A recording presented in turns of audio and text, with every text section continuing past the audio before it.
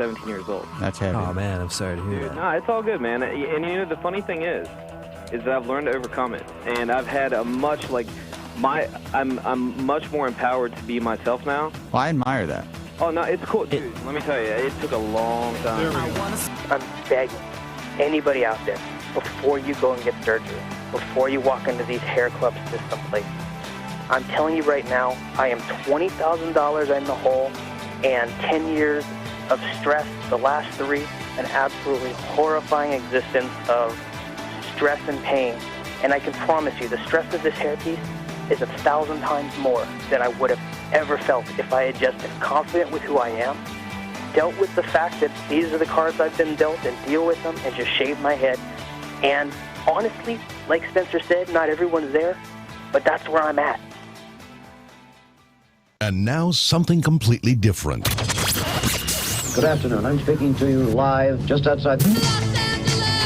I like to think balding is just God's way of saying, now let's see you get laid. Is it true that if you don't use it, you lose it? What I'd really like to do is put the greatness of this man in perspective. The hair loss community has a lot to be thankful for, having you as a spokesperson. You mean you just call this guy up? About life and about reality. And now, America's #1 reality radio show for men. Live from Los Angeles, it's Spencer Kobren's The Bald Truth. Hey guys, welcome to the show. 888-659-3727 is the toll-free number. Guys, thank you for being patient. Sometimes shit just doesn't work around here. That's what happens with live internet broadcasting.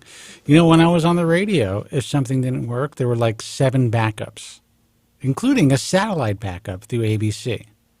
So if their satellite hookup, which went through ISDN, which some of you guys may know what that is, but it was a very special type of phone line when copper was being used back in the day, would send up my feed to satellite. If for some reason that satellite didn't work, we were then able to bounce it off another satellite, which is crazy. Here, if something doesn't work online, you're fucked. That's just the way that it is. But guys, welcome to the show. The guy on my left, if you're viewing, and you are viewing the show, is Joe Tillman, the original hair transplant mentor, the guy who has really helped to, I believe, bring another dimension to this broadcast, and has kind of taken a lot of pressure off of me, thank God. At least I've done something. Because he's answering all your questions. A lot of you guys have questions about surgical hair restoration, and really, I personally believe, excuse me, guys, that discussing, that is really loud. Why was that so loud? Is that better? How's that? That's good. That discussing surgical hair restoration as really kind of a main focus of the broadcast is probably the most important thing to talk about, at least as far as saving people from being fucked up. It's one thing to let people know what's happening as far as new advancements, new potential treatments, all that wonderful stuff. But currently we have 2 FDA-approved products. We have 1 FDA-approved drug that is not FDA-approved for hair loss, but for another indication, which we know works. We have low-level laser light therapy, which some people are saying that it works. There's some data showing that it might. We have platelet-rich plasma therapy when performed correctly with the right PRP system, and if you're the right candidate, can help. I've seen some really significant results from PRP, and I was very skeptical at the beginning. And we have surgical hair restoration. That is really what we have right now. And sadly, the most dangerous of all of these treatments is surgical hair restoration. And that's why we focus so much on guiding you guys in a safe direction. And again, and Joe, I'll ask you about this, but I was in a dental chair today, 2 different dentists, checking an issue that I have out because I'm a nut job. And I can't just go to one dentist. This is actually my third. But I can't just go to one dentist. I have to go to several. And this is just for a tooth, mind you. Okay? Now, I have to have different consultations, different appointments.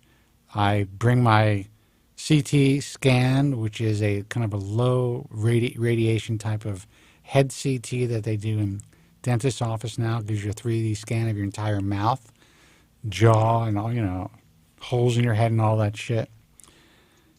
So I'm driving around Beverly Hills from doctor to doctor. I don't care how much it costs me.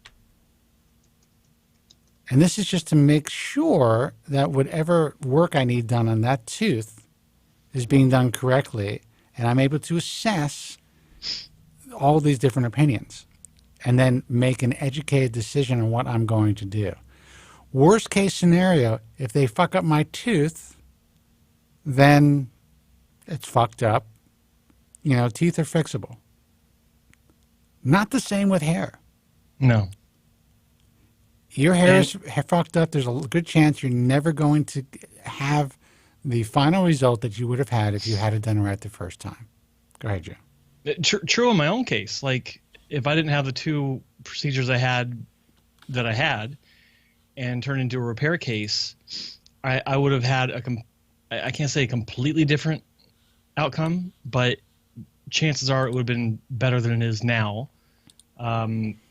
Different approach, whole 9 yards. But I was listening to your discussion or your description of how you've been to two dentists today. 3 in total in less than a week. Yes, I'm going to another one tomorrow. And you're going to a 4th one tomorrow. Right. I strongly believe that if most people searching for hair restoration options were a fraction of that thorough, as thorough as you are with your tooth issue, that would solve a majority of the issues that we're seeing online today. And you also have to understand that dentists, at least not yet, and there are some who may, there's no free consultation. It's not a fucking commodity. Now, you do see these like implant centers and veneer centers and all this stuff. When you start seeing that, big companies advertising on television, that's when you got to start to realize, oh shit, even this industry is starting to change. Yeah. And those are the guys, in my view, that you want to avoid. If you're seeing a doctor, you're not paying a consultation fee. While I know that is pretty much the norm, and it is, because it's been commoditized, I don't think it's a good idea. I actually, when I speak to my IHRS members, I suggest that they charge a consultation fee so so it's worth their while to spend 45 minutes or 30 minutes or however long they need to take with the patient, as opposed to rushing them in or just having a consultant do the work. When I see patients online who are complaining about a consultation fee like it's highway robbery, I'm like, you're a fucking idiot. I just paid $100 to go get my eyes checked last week. Dude. With a doctor that I've been to before for surgery. I get it. It's like, I was happy to. $95, please. Here. Because I know he's the best. What I tell guys to do is they have to factor in all of their consultations into their if they decide to have surgery, into their surgery. Yeah. So you set aside between $500 and $1,000 just for consultations. I know that seems steep for most people, but that $1,000, if you did spend $1,000 and had 8 consultations or 7 consultations, and then you decide not to have surgery for some reason, that is the best $1,000 you've ever spent. Exactly. Yeah, no question. I mean, how many times have we talked to guys over the years that have called in? Well, I gave my deposit with Clinic X, and now I'm learning more, and I need your advice. And we're like, ditch it. Yeah. Just ditch it. Ditch that deposit. It's the best money you never spent, or that you ever lost. And then they'll contact us later on and say, Jesus, I'm so glad I lost $1,000. Oh, and I just got a DM on Twitter saying that, well, you're rich. First of all, don't contact. I just happen to have Twitter open. I normally don't check it. Yeah. First of all, I'm not going to say whether I'm rich or not. I mean, rich is all relative. I have a rich life. You know, I enjoy a lot of things in life. But just because I have a little money in the bank, because I worked hard, there was a time when there was no money. People don't just become rich. People don't just become, in general. In general. You know, I would have done this. That's beside the point, though. I would have done this on a credit card as a kid. Yeah. And paid that shit off. Well, you did, basically. I mean, not. I don't know if you use a credit card, but you were paying for consultations when you're first doing your research. I was. I mean, I was a young entrepreneur. So I actually talked about this in a talk that I gave at this plastic surgery conference. So I was kind of in a unique position as a 21, 22, 23-year-old kid that most guys weren't. And that position was this. I had the money. I already earned the money to get anything I wanted to have done. Yeah. Not have to borrow from my parents, not have to put it on credit, not have to take out financing. And even with that ability, I chose not to do anything, where most kids that age would have done it. And it's because I did take the time to have all these consultations. And I was like, there's something wrong here, man. Those before and after pictures look like shit. They're dark. Your hair doesn't look too good, Doc. What's going on? This whole thing is really like smoke and mirrors. You know, the interesting... And guys, I'm sorry. Hold on. We'll take your calls in a second. 888-659-3727. And UK callers can call 0203-3724. What is that? 683. Yeah. And EU and the world can Skype into, I think, the North American number, maybe the UK number as well. Right. Oh, and by the way, just to let you, before I cut you off, yeah. Hopefully by next week, I will have the Skype set up here on my main machine for you, and then use the secondary machine, which is actually across the studio, for Skype callers. Now, I'm still struggling on whether or not I'm going to allow people to pop their faces up, because I know that at some point there's going to be some junk on the screen. I was going to say junk or someone with their pants down mooning us. Right. But here's the good news. To give you ideas. Here's the good news. I can actually see that on the other monitor beforehand. So I'm hoping that if we do open that up, there will be people who are willing to put their faces out there, talk to us, and it'll add a new dimension to the show that nobody does. Yet again. Yet again, yeah. Anyway, what was I saying?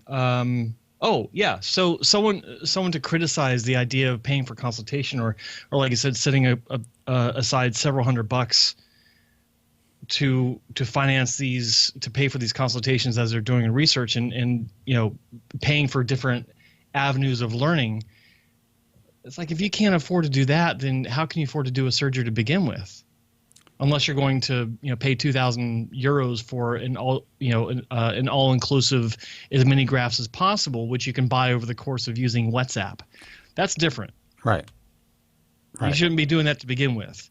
When you can use your phone to text message with a clinic and book a surgery without ever picking up the, you know, like actually calling them and talking to them, just to send photos, that's a bad idea to begin with. But if you want to take this seriously, and you want to, you know, actually understand this is an investment in your long-term existence on this planet and how you look, then setting aside some funds to fund a consultation and to fund your research is a small thing. Right. It really is. I agree with that, and it disheartens me when I hear and I see these guys, especially young guys, who are like, oh, this guy is, you know, he's a ripoff. He's charging $150 or $200 for a consultation. I'm like, you guys are fucking idiots. Let's take a call. Hey, man, you're on the air. Who's this, and where are you calling from?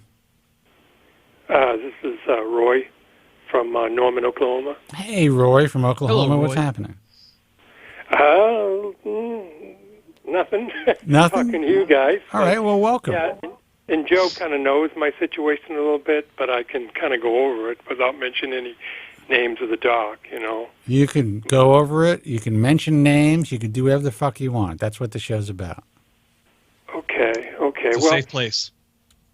Okay. Well, I've had 2 strips done, probably about 8-9 years ago, and the guy did a good job. I mean, I was happy with it. You know, I was pleased. Then I kind of wanted a little bit more, so I made the blunder that you guys talked about. You know, not checking things out. I went to Atlanta and had the FUE done, and it was not a good. It was expensive and not a good situation. So the 4th time, I went to another place, and again. Oh, wait a second. Did I just hear you say 4 times? I'm sorry, I was reading something. Yeah, four time. The 4th time. Yeah, this is. So I had 2 strips, one FUE, and then this 4th time. Now, just out of curiosity, I know you wanted more hair, but how did the strips go?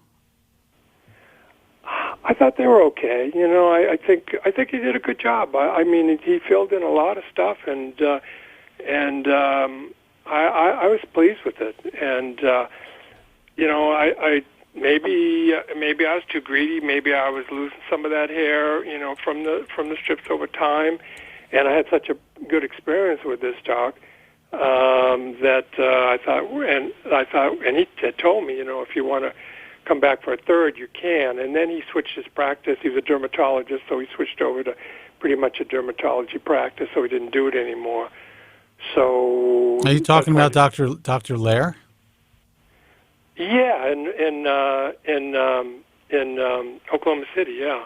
Well, because I know everything, dude. I know everything. I could read your fucking mind. Wow, it's scary. Blaine Lair. I want you to read my mind, because then you'll know, you know. Well, Dr. Blaine Lair actually trained with Otar Norwood, and he was one of the old school, really good guys. Young guy at the time. I mean, when I knew him, and he contacted me and said, "Look." And it was interesting because, and I'm sure he has no problem that I'm saying this, but he didn't like the direction that the industry was going in. Yeah. And he chose to stick to his roots, which were, you know, dermatology and dermatological surgery, besides hair transplant surgery, and just go in that direction. And I actually think it was a smart move on his part. He wasn't worried about the money. He just wanted to do what he liked to do.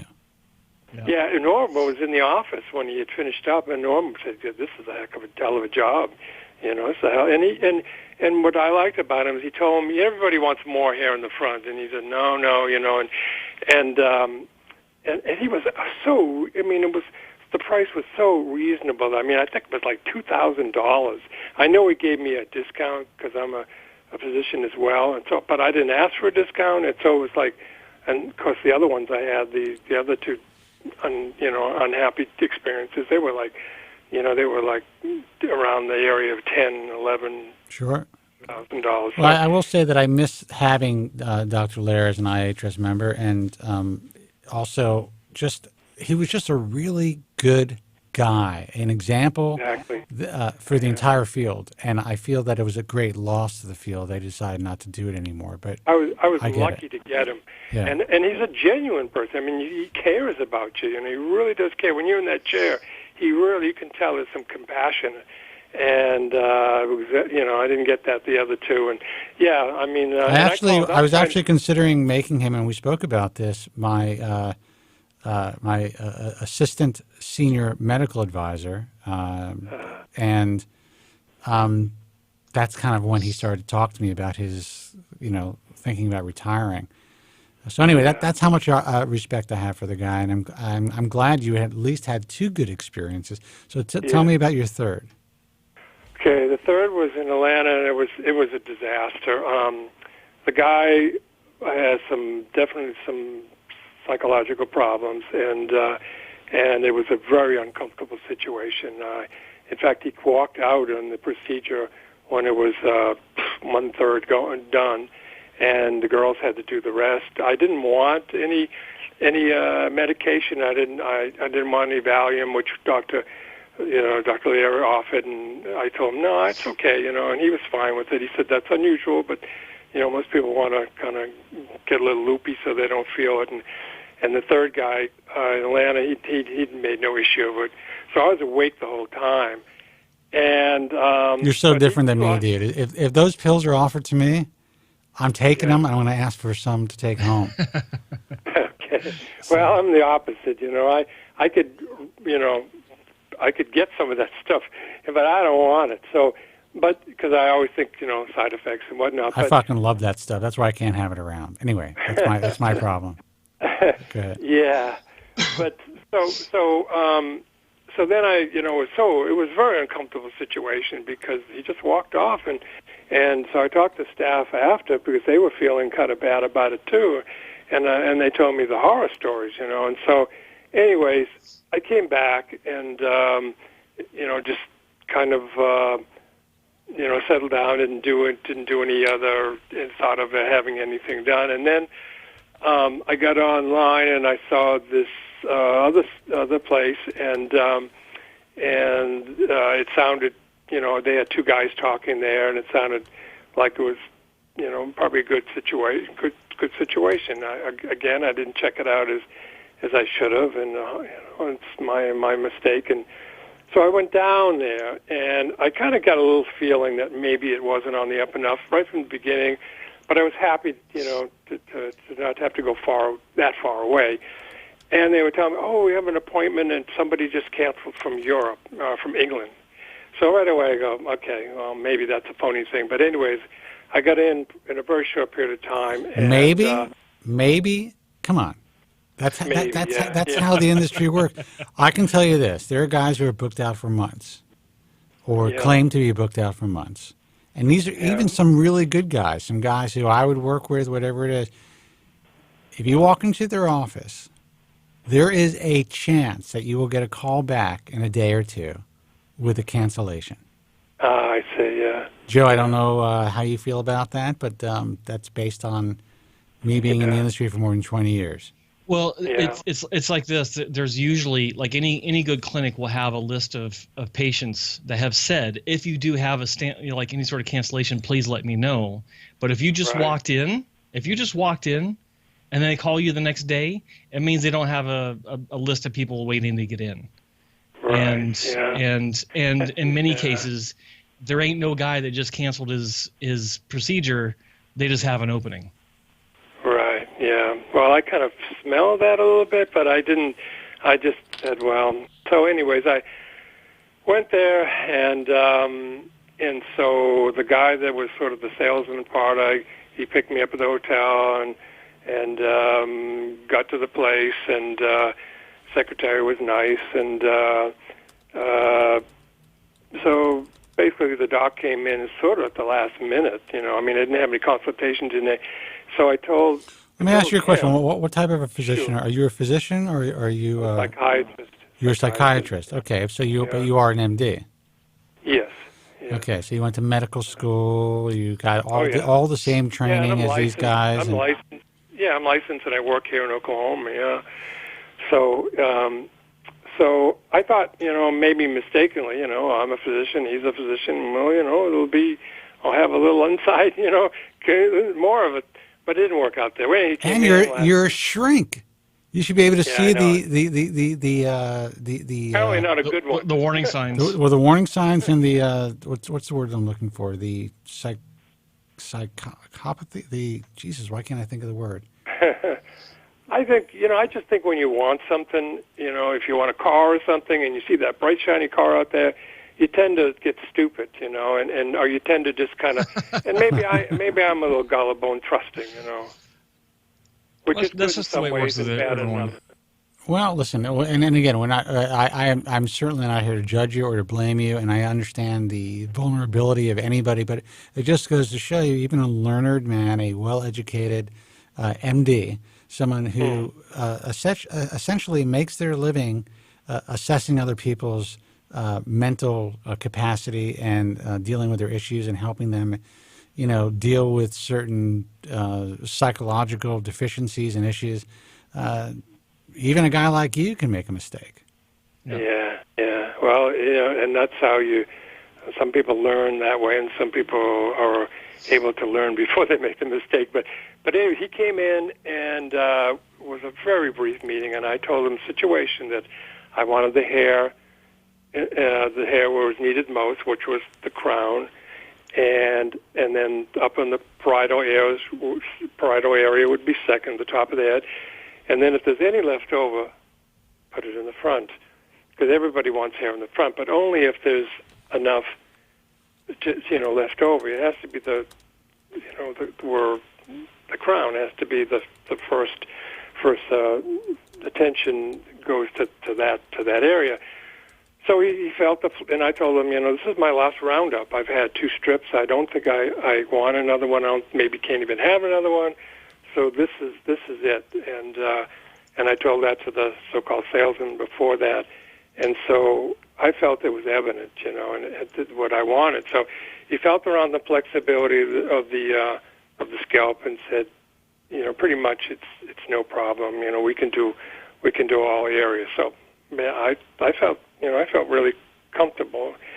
So then the other part came, which I really wasn't happy with, was he gave me this little cup and said, here's your medication. And I said, well, I don't really need anything. I understand that you have to take an antibiotic for this, but I said I don't need anything that's going to dull me, or I really would prefer being awake. And he said pretty much that he couldn't go forward unless I took this. Now I brought this up to the salesman before that, and he said, don't worry, this doc's he's very flexible. Whatever you want, he's going to do for you. So it's not a problem. And I told him about the medication that I didn't need before, and I don't think I need it now. I know I don't need it now. And so, but he pretty much told me unless I take it. So I had flown there. You stay in the hotel the night, and so you got this person in a very uncomfortable position where they're going to get up and leave. So I took it, and so that was something that really ticked me off. See, again, for me, just and again, this is just me. If I had made that very clear to, as you put it, the salesperson, and then the doctor, it wasn't conveyed to the physician, and the physician was that forceful. Being an MD yourself, and him knowing you're a doctor, I would have been like, go fuck yourself. Yeah, I should have done that. And I'll see you on Yelp. I should have done that. I absolutely agree with you 100%. And I kicked myself. But you get in a situation where you trust doctors, and I actually had a whole conversation with a periodontist today, saying how I can't trust doctors, and I'm sorry if I'm asking you so many questions, but you have to understand the position that I'm in. And this guy was great, by the way. But yeah, I don't trust anybody, especially doctors. Yeah, well, you're right. And after this experience, I've become more wise in that. I barely trust Joe. I'm just starting to trust him a little bit. Well, I don't know if what know each other 15 years. I've been married twice, so I should. We try sometimes, and we end up getting burned on it, Oh, yeah. But so anyways, I took the medication, and and so then I went down in the prone position, and they took the strip out, and then after that, I got in the chair, and I tell you, I was gone. I was out, and I don't remember anything. And then the next thing I remember. Do you know what medication you were given? No, I don't. I don't even know what it was. And so. What about your case log? Did you get a copy of your case log? I mean, no, I didn't. No. But I can't even get my pictures. You're a doctor. I'm sorry. That's what's so irritating with this situation. I mean, I agree. That. And look, I'm giving you shit for just so that our listeners and our viewers can really get an idea of really what they should be doing. Yeah, and I don't mind you giving me grief because I give myself grief. That's how you have to take some responsibility for your mistakes. I mean, they're not all your responsibility, but you have to take some of it. Right. I want to interrupt and just kind of reinforce what you just said. That's a very, very well I think it's a very important statement that you made, that you do need to own up on some of your own decisions on this. I mean, it's not all of it, obviously, but situations like this, it's like you as an MD, you especially know better, but even you were kind of, I don't want to say coerced, but it's more like the influenced by what I call the white coat syndrome, where the doctor is saying, just do it, you're already there. It's like everything is going on in a way that it's almost like you're there's probably some sort of psychiatric terminology for this, but you're moving forward in a cloud. You're just doing what you're told. It's this related to like a herd mentality, but even though you're only one there, you're just being what you're just doing what you're told. And you're in their environment, I noticed when I have my own patients, I have an advantage because they're in my space, they're in my environment. So and then you think, well, you don't want to lose this guy, and you've flown all the way here, and you've got all this stuff on the internet you've heard from him. Not from him personally, but from his salesman and the other guy. And so it seems like kind of a folksy kind of atmosphere where everybody's, So anyways, I woke up, and the thing that was one of the selling point was the doctor does all the work. He does all the work. He's an artist, and he does all the work, and blah, blah, blah. And that's not a big deal because when I was with Dr. Lear, he didn't do all. He was up seeing some dermatology patients. The girls were doing the work. So that's not a big issue, but it was told to me that he does all the work. And so when I wake up, probably 30 minutes before they're finished, maybe 20 minutes, the girls are working on me. They're putting in stuff, and they're putting the hairs and the grafts in the front. So, I'm thinking, well, what's going on? So I get out of the chair, and next thing I know, they're giving me a shot. I've already told them I really don't need anything, and that shot was Toradol, and that medication I'm familiar with. It's like Motrin, and it's for pain. I did not need it. The procedure was done. So well, they kind of do that. They kind of do that prophylactically, so that when the nerve block or the lidocaine wears off, that when you go back to your hotel, you're going to be feeling less pain. So absolutely, but I don't care about the pain. I don't care about it. I'm just going through the results. I even told the doctor, I said, listen, I don't care about. I said another stupid thing. I said, I'm here. This is my last roundup. If you want to put some more in, I'm willing to pay for it. So money's not an issue, which it really wasn't. A couple of $1,000 more or something is better to have it done. Get everything you want done there than have to go through all those shots of numbing him up, which is kind of painful. And then so I wanted to just get everything done. So, anyways, I'm getting the Toradol shot. I didn't need it. I didn't ask for it. I already told them I don't want it, and there I'm getting another injection. And not injection. The other ones were pills, but I got this injection. So then I got to go to this doctor just for the pills and the injections. I'm telling you, because this guy is free with it. That's awesome. Yeah. Yeah. Well, if you don't want them, that's the problem. If you want them, then. So, anyways, So what happened was, I go back to the hotel. I come back the next morning. They clean me up. Sitting around with the sales guy and the girls and the secretary. The doctor's not there. I didn't even see him after the procedure, which I think is really wrong. Any doctor that does anything on you, any procedure, should be there when you wake up, explaining what happened, how everything went, the pros, the cons, everything like that. It prevents a lot of problems from happening in the future. Well, he's gone. He's gone. The next day I go to get cleaned up. More pictures. He's gone. He's not there either. So the girls take the pictures and they clean me up. They do a good job, taking the tape off, which, is as gentle as they can. And so I go back to the hotel and fly back home.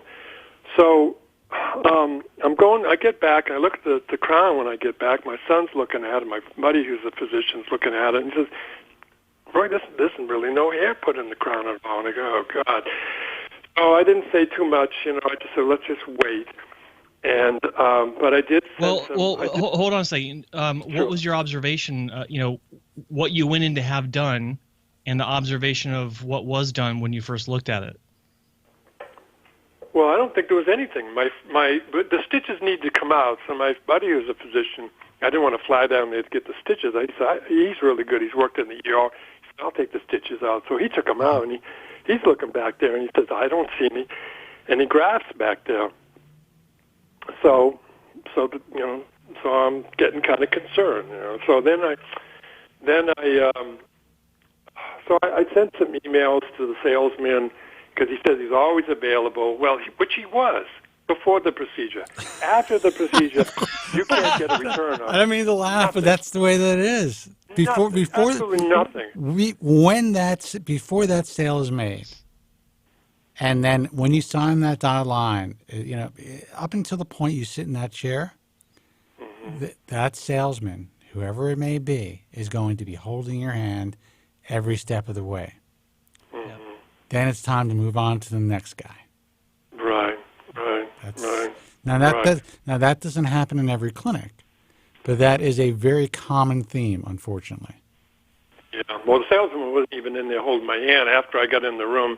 It was just the techs and the doc when he came in. No, I'm sure he was happy to hold your credit card, though. Yeah, exactly. So then I sent some emails, and no response at all. So then 4 months, they want my pictures of 4 months. I send my 4 months pictures to them, and I get nothing, no response at all from the. I thought maybe I would get some people. Well, maybe about 2 weeks later, I got a call. I noticed on the caller ID that the office had called. So I called right away, talked to the secretary. I said, I noticed you called. It's probably about the 4 month pictures, but you know, I just can't be. You have to tell the doc that I'll be here anytime he wants me to talk. I'll try to rearrange my schedule, but I just can't be sitting by the phone. So, you know, anytime he calls, so tell him to call me and set, you know, ahead of time, and then I'll, you know, it doesn't have to be like to the second, you know, it can be an hour or two, couple hours on either end, but I'll make sure that I'm here. Well, she said, I'll relay the message. Well, nothing happened. So then we're getting close to like the 6 months period now, and I still haven't heard anything from them. So I sent an email. I sent an email of some complaints, you know, that I wasn't happy about the medication. When I asked, I didn't. He said he would not go through unless I took it. I wasn't happy about that. I had paid $8,800 for the work. He said there was about 1,500 grafts, and I'm not seeing, you know, what I thought I was going to get, especially from the crown. And so, this was a strip. Yes, it was a strip. Yeah. And I wanted the FUE, but they were telling me no, that's not the way to go, and you'll get more bang for your buck, and blah blah blah. So, well, I mean, that's not untrue. Yeah, absolutely, absolutely. Because I listened to your show, and I know you. This other fellow who went to the same place I went to ended up going to Dr. Cooley and had a real good experience. He went to the same guy I went to and had a terrible experience. And I called. Here's the thing. I have a feeling I know the guy that you're talking about just based on what you just said right now. So, just so you know, I am in the middle of some talks, and I think the concern that I'm having is something has changed in the last year and a half, maybe 2 years, that I was not made aware of until relatively recently. Something is going on in that practice. And I don't know if it has to do with the new sales force, the new type of marketing, if there's something happening in the doctor's personal life. But this is a doctor who rarely got a complaint. And the complaints were usually very common types of complaints, like, you know, like they felt that maybe they had unrealistic expectations, or the reality wasn't fully explained to them of what they'd be getting for, say, 1,000 grafts or 1,500 grafts. Shit like that, just the common stuff. But what I'm hearing now is a little disturbing. I just want to let you know that. So this isn't falling on deaf ears. Yeah. And I called Dr. Cooley's office the other day because I wanted to find out. I might have to go to them, and so I wanted, and the lady was real nice. Her name was Lolly, and she explained to me, and she gave me the same thing. Sometimes, we recommend we recommend the strip. So I know that is true. Mm-hmm. But so that I agree with that. Except nobody who wants to go through a strip method. You're going. Look, I was just asked in the chat room who the doctor was, if it was McGrath, and listen, I'm very honest. The answer is yes. Yeah. I don't know what's happening. To be completely candid with you, something is going wrong, because this is number 2 in the last. I think it's 3. Thank you, Joe. I think. Yeah. I'm just kidding. I think it's 3 in the last 6 months. Mm-hmm. So that's that. Not only is it unacceptable in my view, it's extremely unusual. Something is going on, and it even gets worse. To tell you the truth. Tell me. Talk to me. If it could not get any worse than this. So what happened was, he sent me an email saying, I'm sorry that I did not get your email. You didn't pay attention to your emails. I didn't see them, which was kind of a lie. I kind of got caught. Because I know he saw them because there was some other email that I can't remember what it was. But anyways, he said, I'm more of a phone person. Blah, blah. I'm not a, but I apologize for that. And let's have a conversation, about it. And so I said, yes, we can, and then he said, another email, and he says, you're complaining about it not being the crown wasn't attended to. He said, I think we're kind of not on the same page on that. So let's talk. So I set up a time. He called me last week.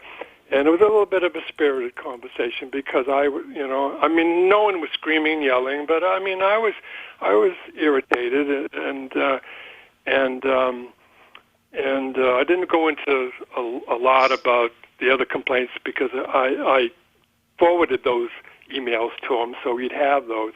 I mainly was complaining about the area in the crown that wasn't attended to. So I don't even know how to go about this other thing. So I said, okay. So I said, can you please send me the pictures that were taken after the procedure? And he agreed. He says, yes, I'll send them all to you. So right away I felt better, because that way I'm going to see. Well, within a couple of minutes, I'm getting pictures that he took before the procedure, which I did not ask for. So I emailed him back. I said, no, I need the ones after, the post-op. Showing the placement. Yes, exactly. So he said, well, I don't even know we have any of those. And I go, yes, we do. I remember. They were taken the day after. And I know the room they were the same room that the pictures, that the pre-op pictures are. So I get a picture. Now, this is kind of weird. I get a picture that I don't think it's me. And I sent the picture to Joe. That's why I wanted Joe to see it, because I don't want to be accusing somebody of something that may not be accurate. But it doesn't, because I have pictures of my head at 4 months, and I'm looking at this picture, and it doesn't, no one's hair could grow in. My hair was not that bad. That picture that he sent me, that guy's got a bald spot, that's all. That's, man, it's like a not like a dinner plate, but it's like a small dinner plate. And I never had a ball. And he didn't do any shaving. It's also easy to tell. You can tell by, depending on where the picture is, the shape of the back of your ear. If that's in the shot, you can tell by any marks on your scalp. Well, that's what I'm suspicious of, because he's only sending me that picture. I don't get any side pictures. I don't get any front pictures. I don't get any of the top of the head. If you can get, this picture is kind of what about the back of your ear? They're covered up with hair and the beauty marks on my back. Beauty marks, moles, whatever. They don't match. And I sent those pictures to Joe. What? To see what yeah, I sent them to Joe because I wanted Joe well, to see. That's why I asked. I mean, if they don't, holy shit. If the sent marks email on to your Joe. back, we all have a certain number of moles all over our body. That's if those marks do not match up, unless you all of a sudden you developed, basal cell carcinomas or something all over your back, it's unlikely that the moles are going to change. And I sat after that, and I said, my son was telling me, Dad, there's no way you're going to get those pictures. There's no way. And so sure enough, I got an email this afternoon, it says, the doctor cannot locate any more pictures. If we do find some more, we'll be sure to send them to you. And I knew if I was in Vegas and I was going to bet on that, I knew that was the response going to be. Where's my pictures? Why is this just the crown area of this? Looks like, and there's two pictures of the crown, but they're basically the same picture. But that's, but I didn't get any pictures. Why would you just take that area? And it doesn't really look like my head. Now, did it come from his personal email, or was it sent by Steve? It had my name on it. It said Roy. So it had to have my name on it. So, I'm thinking, well, if this is someone else's head, this is a HIPAA violation, someone else's head's, but that's why I sent the pictures to Joe, because I wanted to get an objective, I'm kind of in this thing subjectively. I wanted to see what Joe thought, because I didn't want to be, saying something, but boy, I looked at it, and my son looked at it and said, Dad, is that you? Is that you? And I'm looking at it and I'm saying, no, because this guy's got a big bald spot. And if you look at my pre-op shots, you don't see a bald spot like that. Do you give permission to Joe to send me the images? Yeah, absolutely. Yeah, I sent him an email, but he probably didn't get a chance. All right. So just so you know, this is you're stating this on record, and this is obviously this is being recorded. So I just want you to stay in record that you give Joe Tillman permission to send your pictures. And absolutely. You can Joe, you can forward those pictures to you, and then maybe I can get an objective viewpoint. And do me a favor, since I don't want to ask for your name on the phone, so if you can just send Joe a quick email, just giving him permission, just so I have record of it. Yeah, sure. He already has. He sent it while I was on hold, apparently. Okay. Yeah, and so that's what I'm looking for, And I want to. Did you send it to me now, Joe? Just a moment. Yeah, I've already sent it to you just 10 seconds ago.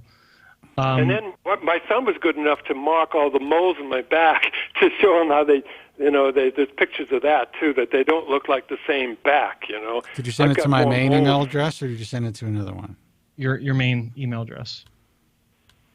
I'm sorry, were you asking me? No, I'm sorry. I'm asking you. I figure I could look at it while I talk to you. So there's pictures of me. I believe there's pictures of me. I'll ask my son pre-op, and then 4 months pictures, and then there's a picture of the so-called me patient in the chair. And if they took pictures, I don't know. The pictures were not. Multiple pictures were not taken in the chair. They were taken in a separate room. But this one is of someone sitting in the chair. Right. So I just wanted you guys to look at it. You might tell me I'm full of baloney, Roy, let me just chime in with a couple of my thoughts. I haven't got it yet, Joe. I want to be clear that and I never talked to you about this because we haven't had a chance to discuss it yet. But from what I saw, I was disturbed by what I saw, but I also wanted to give the benefit of the doubt on this. And absolutely. one of the things I noticed in the immediate post-op shot was that the skin tone and the color was a bit saturated.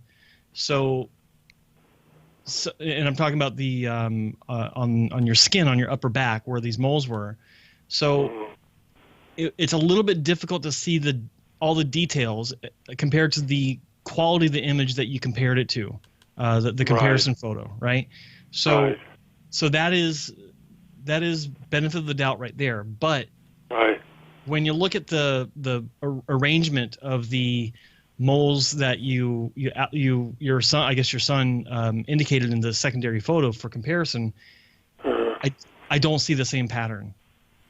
Yeah. All right, I'm looking at it now, and I will tell you that the color saturation will absolutely distort, especially the flatter, larger marks.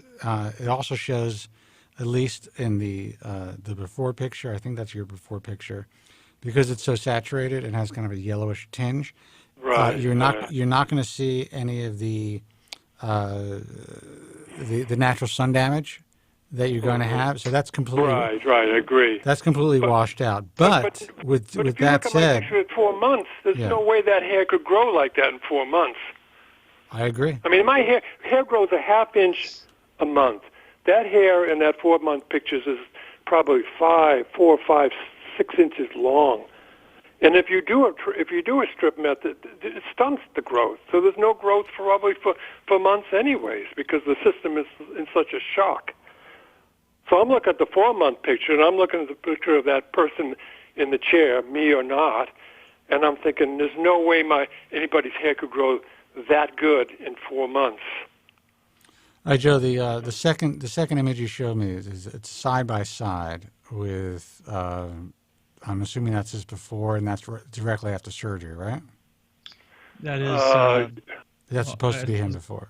I sent you several. I sent you 3 emails. I only got 2. The third one coming. But no, let's see. This is the mole situation. You could kind of say, okay, well, maybe the light bleached it out. But to me, when you look at my hair at 4 months, I mean, it looks really full there, and that guy and the one in the chair. I mean, I don't see that hair could grow that well and that. Yeah, and Spencer, the email has got 3 photos. It's got the one photo by itself and then the side by side. Is that's one you're talking about? Yeah. Well, yeah. Okay. So the single photo on its own, that is at 4 months. That's 4 months after any work was done. All right. Well, here's the thing, and this is, I mean, this is just being honest. And as far as everything I know about imaging, and Joe knows a lot as well. When it comes to the scalp itself, the images that I see of the scalp, it can be difficult to actually know what's going on based on the lighting and the angles and stuff like that. So it's tricky. I mean, it may look like you have more hair after 4 months than you actually have in this particular image.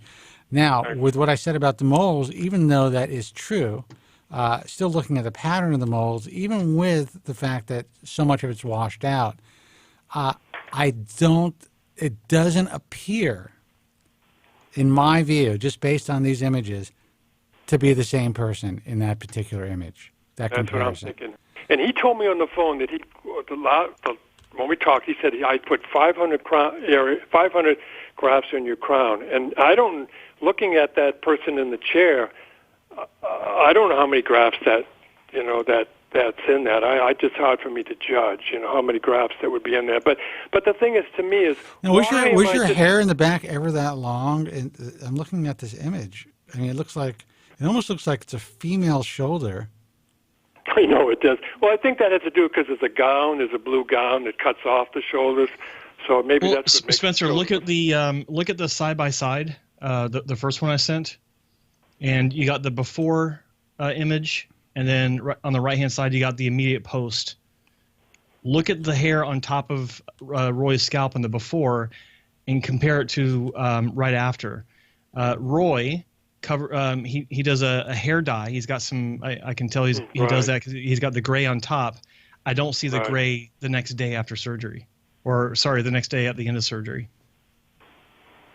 Yeah. And it looks like it's thicker. Look, I do see what you're saying, and I am not trying to protect anybody. I'm just like, well, okay, we know what happened after surgery. We also know that hair in the center can be essentially lost, or they may have had to shave that down in order to get those grafts in the crown. But you're telling me that you don't have those many grafts in the crown.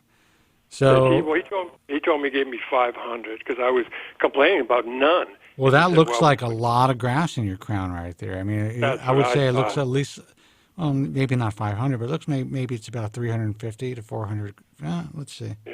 Yeah. Yeah. I mean, and I see what Joe's talking about as far as the graying, but that's also hard to tell based on the lighting. However, what's compelling to me is that shoulder shot. Yeah. What's compelling to me, Joe, I don't know if you why agree don't you with send me all the pictures? Why am I getting just these pictures? Why don't I get pictures of the front? If you're going to do a procedure on anybody, why would you just take that? And then why do you all of a sudden you can't locate them?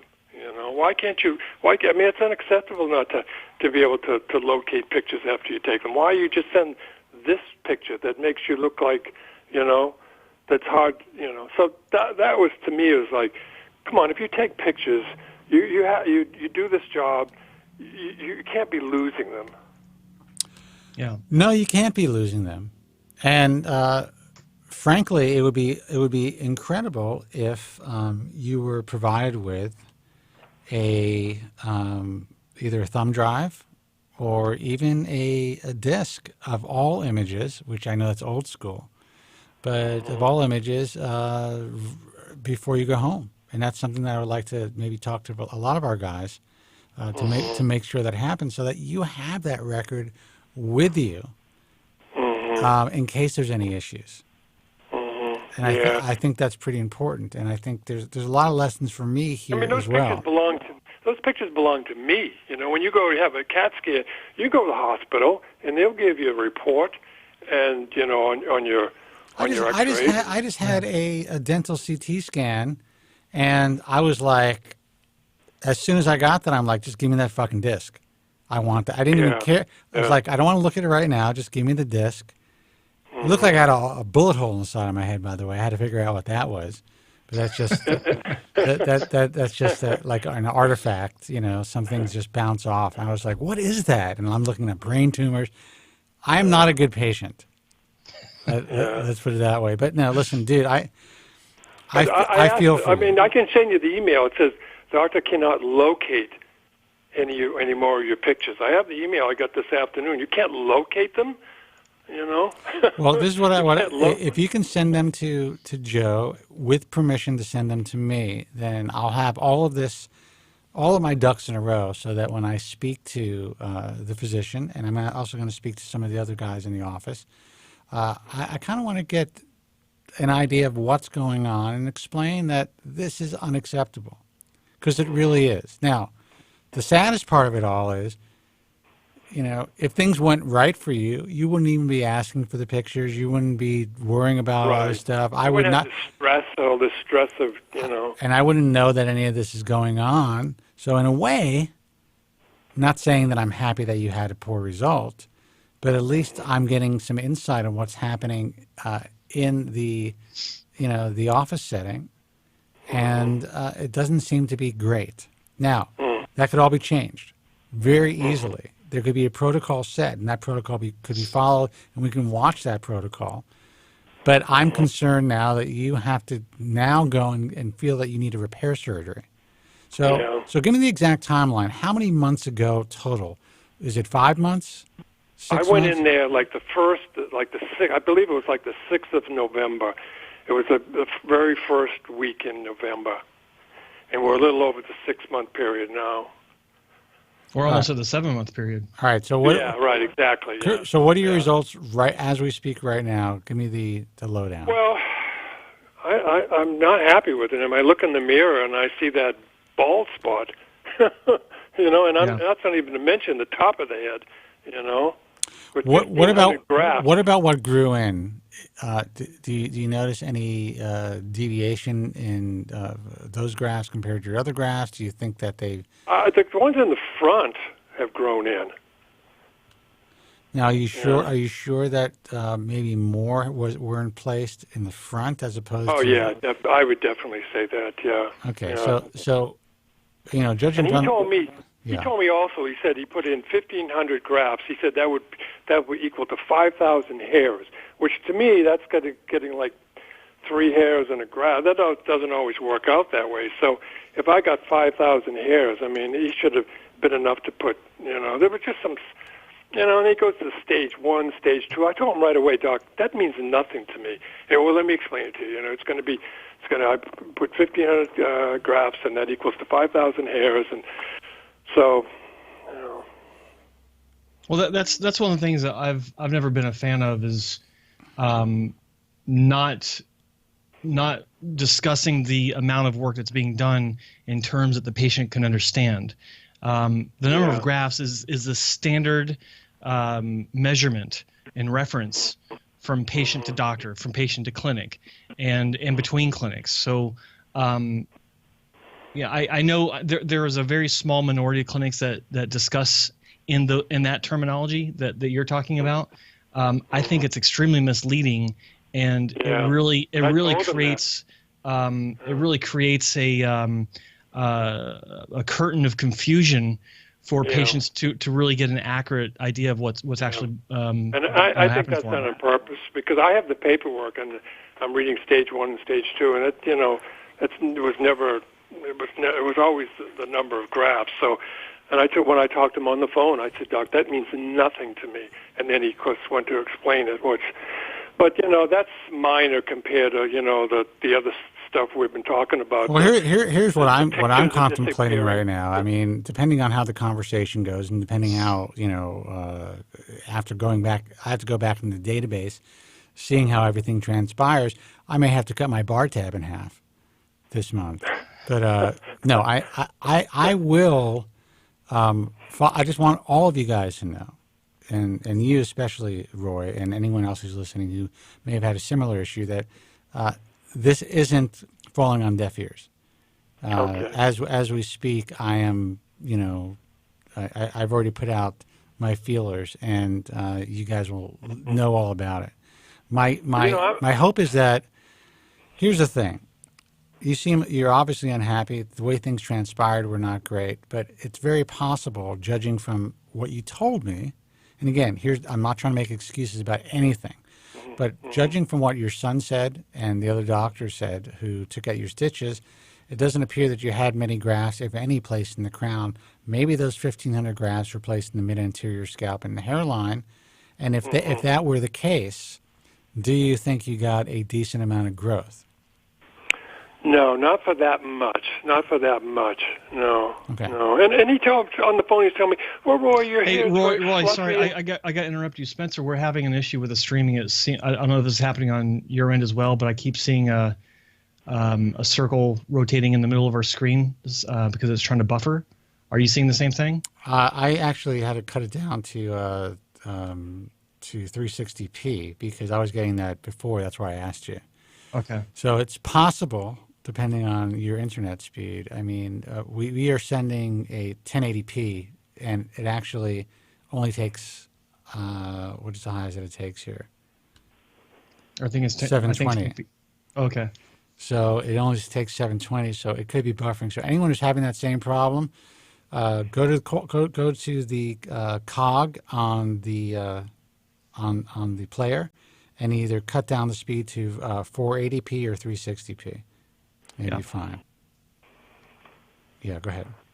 Okay. I was just, he was talking to me on the phone about, your hair is fluffy and wispy and stuff. Well, you didn't mention that when I was sitting there. I said, I said, he said, well, I didn't want to tell you that. I said, I want to hear the bad and the good. I mean, you can tell me bad news before you do the procedure, and that's just all the good. But now I'm kind of in a situation where, I'm not really. My son said he laughed about it when I. But I'm not into busting this guy's chops and stuff. I mean, I just think there was. I mean, I don't know whether I'm just going to be one holding the.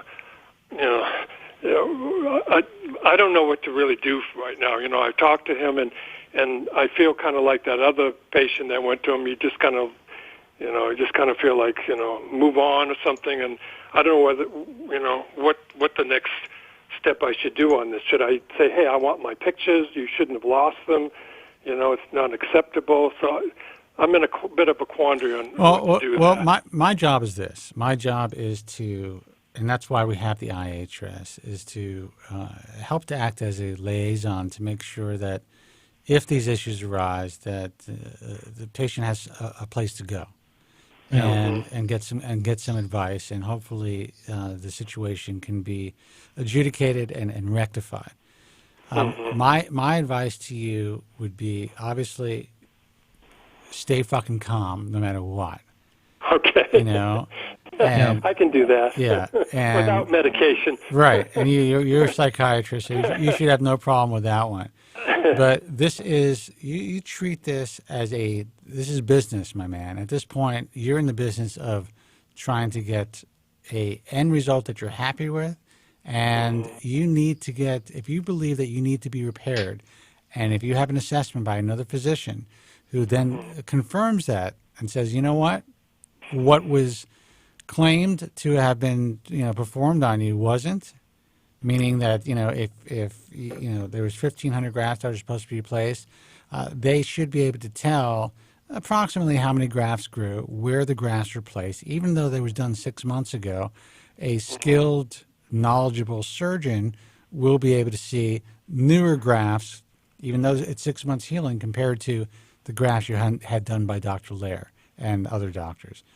Okay. So there should be some ability to take a look at that. They'll have to check your scalp under magnification, but get all your ducks in a row. And essentially, if it is the case, if everything you're saying is factual, and I believe that it is, but if it wasn't like a case where, hey, we did give you 1,500 grafts, but we placed them here, I would say you should definitely get either a partial refund or even a full refund. Should I go to another hair replacement doctor and have him check that now? I would get as many assessments as possible, to tell you the truth, before you even make your move. Now, you've already, kind of put out that smoke signal saying, hey, look, I'm fucked up. I don't like what happened. Now you're getting excuses about images. And again, I have to get the other side of the story. I have to hear exactly. Yeah, and I want you to. Yeah, absolutely. Yeah, I have to get exactly what happened. Now, what you can say is you're going to have to give Dr. McGrath permission to speak with me about your case. Yeah, sure. Okay. So, can I just do it verbally now? Is that okay? No. Or I can send you an email. You would have to send him send an me email. Send me an email and I'll forward it to him. Okay, cool. Yeah. I'll do that. Too sweet. Yeah, absolutely. Okay, great. Yeah, and say that you want me to speak with you, and you even give Joe permission. If Joe, if he somehow wants to speak to Joe about things, that's fine. I know Joe's really busy, but whatever. We will speak to him. I appreciate that. I really appreciate it, because now you feel kind of like, alone on this thing. So I really do appreciate that. I can't say that enough. You're not alone. And again, I may lose some of my booze money, but whatever. It is what it is. I started this a long time ago for a reason, and this is a specific reason. There have been some really great doctors over the years who have fucked up. There have been some great doctors over the years who have ended up, sadly, becoming alcoholics or drug addicts, or unable to continue to practice normally, or we've seen things go downhill. I'm not saying that's the case with this doctor at all, but something happened, and what I see that seems to have transpired is the infrastructure of the practice has changed significantly in the last 2 years. And that has to do with, I think, the way that they're marketing themselves, and also some of the guys, or at least one guy, that seems to be in direct contact with patients. That's the major change that I've seen. Right. But obviously you're unhappy with the surgery itself, and who performed the surgery? The doctor and his techs. Maybe there was a change in technicians that I'm unaware of as well. Right.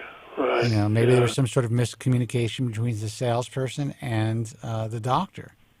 Right. Who the fuck knows? Right. Yeah.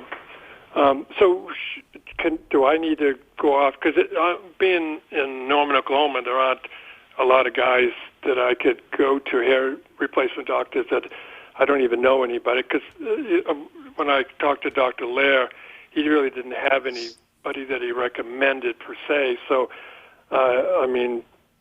what would you recommend? Dr. Lair can still take a look at you. Okay, that'd be cool. Yeah. That'd be cool. I mean, he knows what a graft looks like. He's the dermatologist. He was your hair transplant surgeon, and he's a true expert in this field. Okay. Okay, great. That's a good idea. I'll call tomorrow and make an appointment with them. Right. Yeah. Terrific. All right. Well, man. listen, I've taken so much of your time. You certainly have, and I'm a little disturbed by that. No, but listen, thank you so much for the call. I'm sorry that you're dealing with this. I think you could end up having, being okay, if in fact it's only 1,500 grafts, and you're thinking that there were less moved. You may be lucky that there were less moved. Yeah, exactly. Yeah, exactly. So do I wait to hear from you guys on this thing, or do I wait to hear from Joe on what you found out? Or you could follow up with Joe. You don't have to wait. You don't have to wait. Okay. Okay. But just make sure you send the email to me with full name and permission. Just write out I give permission to absolutely Spencer Kobren, blah blah, and I'll forward on to him. And but look, if everything, I'm going to try to make sure that I'm going to do my best to try to speak with the practice this week. If I somehow have mouth cancer or something else wrong with my tooth, then you won't be hearing from me. Okay. But let's hope that's not the case. Yeah. Well, if it gets bad, you can come down. I know you can see my dentist here in Norman. He's good. Oh man, I take great care of my teeth, but it's just fucking age, man. Shit, no matter what you do, stuff happens.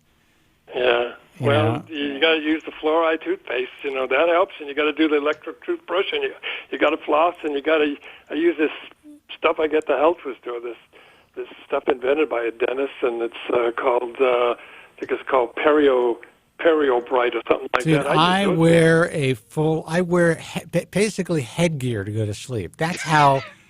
If you saw my nightly routine to take care of my teeth, you would be like, this guy's fucking insane. But I happen to have I was a grinder for many, many years. And when you're dealing with the back teeth, like 18, 19, I still have my wisdom teeth. There's just so much pressure on those teeth after, when did your permanent teeth come in? About 6 or 7 years old? So much pressure on those teeth that you end up, no matter what you try to do, having problems. Yeah. Especially when you're in your 50s. But anyway. Well, keep smiling. Well, I'll do my best. And listen, if I need some free therapy, I'll give you a call. I owe you. All right, man. You got it. Okay, well, thanks, guys. And I'll take you up on that. Take care. Okay, thanks, Roy. Okay, bye-bye, Roy. Take care. Thanks, guys. Bye-bye. Bye.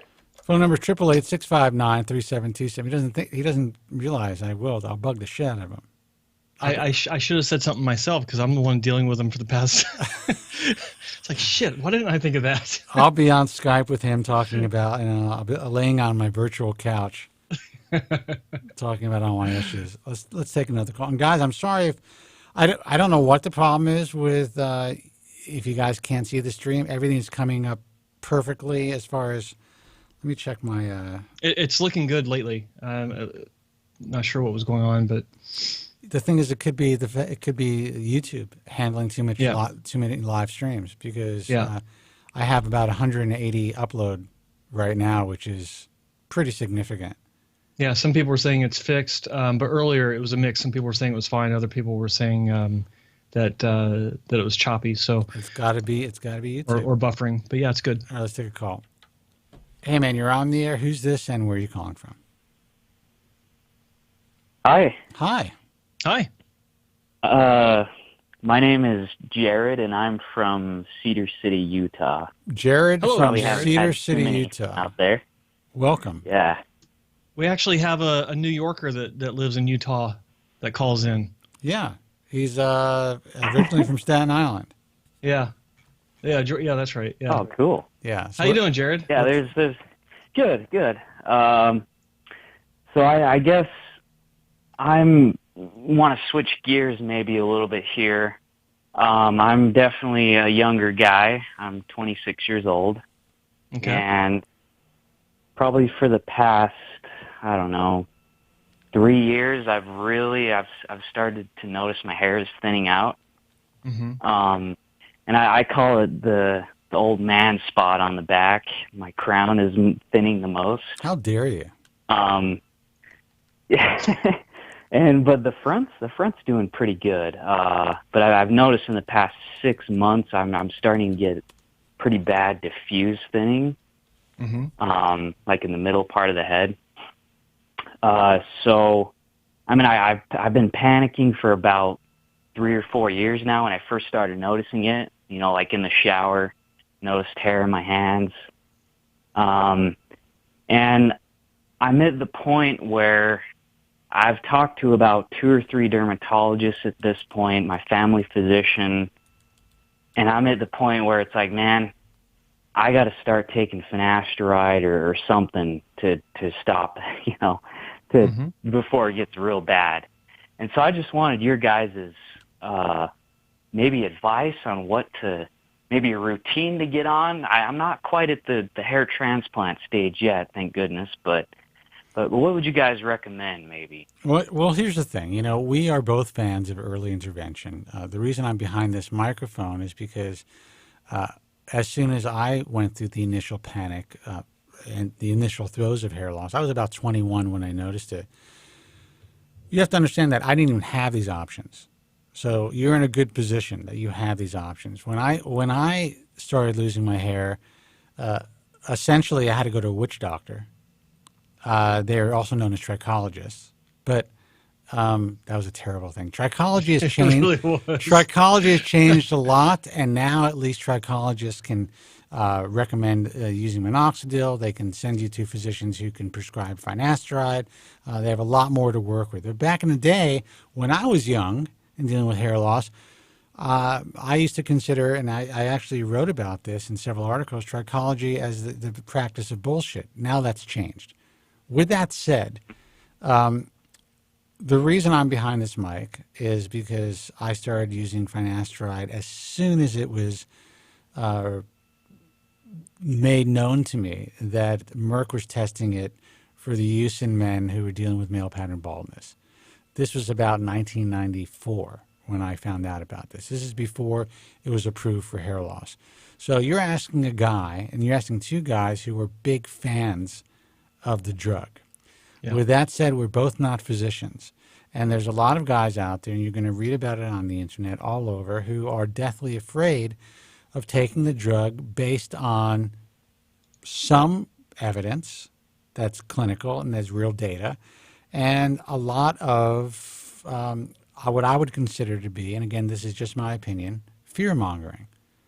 So once somebody has a bad experience on anything, especially a drug that could affect your dick, they just go out of their fucking minds, and that's what happens. Now, if this drug affected my dick, and I'm being crude, I would have gotten off of it many, many years ago. I've been on it for well over 2 decades, and to my knowledge, it hasn't affected me. I've had no visible or appreciable adverse side effects, and the only side effect that I had, or the only effect that I've had that I know of, is it stopped the progression of my hair loss or slowed it down significantly. Being that you've been noticing it for a while, it probably wouldn't be a bad idea to talk to your doctor about using medication. And right now we know that finasteride is the only FDA-approved medication that will block the enzyme 5-alpha reductase type 2, which is what converts testosterone into dihydrotestosterone, which is thought to be a main culprit in hair follicle miniaturization. Now, that's a long way of saying if you want to stop your hair loss, you've got to get on medication. This medication? Yes. Right. Not just any medication. So there's no regimen. Everyone's like, what regimen? The regimen is you pop a fucking pill and you hope it works for you. That's hang on for dear life. That's the regimen. And at least according to clinical data and from all the information that's come through this program and through all of our online resources, you got about an 86%, 87% chance, and which is high, of slowing the progression of your hair loss if you're on this drug. Yeah, that's great odds. I mean, don't get me wrong. Believe me, I'm in college right now, and I've researched, the heck out of finasteride, and I've been on forums and all sorts of stuff and read the fear mongering, and I guess it's definitely gotten to me. That's the reason why I hadn't started taking it earlier, is because I'm so scared by everyone saying these side effects, and I'm not married yet either, and that's definitely important for me. I got to make sure that things are working, so to speak.